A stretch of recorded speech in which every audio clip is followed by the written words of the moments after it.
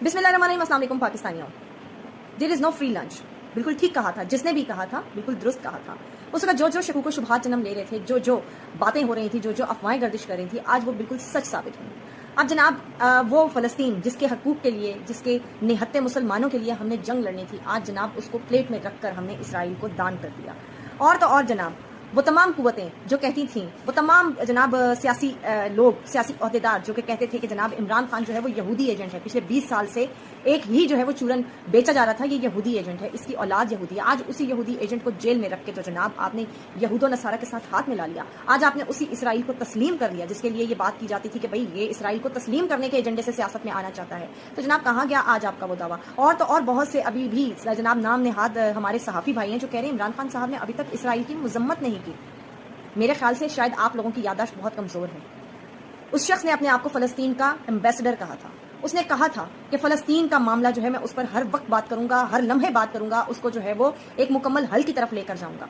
और जनाब आपको याद होगा कि जब फ़लस्तीन पर कोई मसला आया, जब फ़लस्तीन पर कोई परेशानी गुजरी तो वहाँ के लोगों ने इमरान खान को याद किया। अभी सामी अल हादी जो कि फ़लस्तीनी सहाफ़ी हैं, उनका जो एक बयान है वो भी आपको ऑन बोर्ड मिलेगा और आपको सोशल मीडिया पर भी नजर आएगा कि किस तरह से जो है उन्होंने कहा था कि इमरान खान के जेल में होने का फ़लस्तीन को बहुत ज़्यादा नुकसान हुआ है, क्योंकि वो जानते थे कि कोई एक ऐसा शख्स है जो कि फ़लस्तीन की आवाज़ बन सकता है, फ़लस्तीन के मजलूम निहत्ते मुसलमानों की आवाज़ बन सकता है, उम्मत मुस्लिमा का मुकदमा लड़ सकता है। लेकिन जनाब यहाँ पर तो जिन्होंने अपने आप को उम्मत मुस्लिमा का लीडर बनाकर जो है वो दिखाया, अपने सीनों पे बहुत सारे तमगे सजाए और जनाब आयतें पढ़ कर सुनाई, आज वही लोग जो हैं जनाब फ़लस्तीन का मुकदमा जिस जगह पर छोड़ आए हैं, शायद ही उसके बाद फ़लस्तीन का मुकदमा जो है वो किसी हल की जाने पड़े।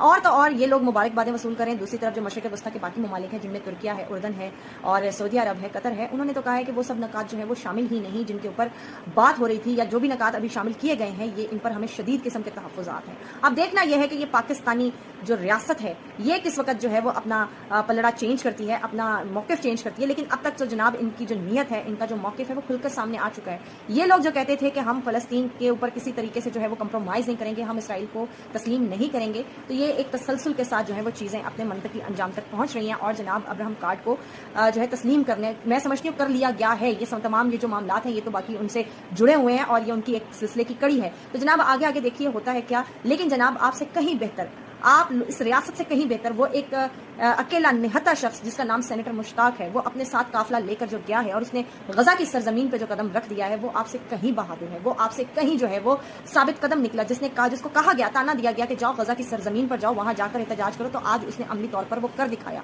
तो ये जो सेनेटर मुश्ताक ने किया ना, ये हमारे रियासत के मुंह पर एक बहुत बड़ा तमाशा है। ये वो एक जवाब है जो कि बताता है कि अगर एक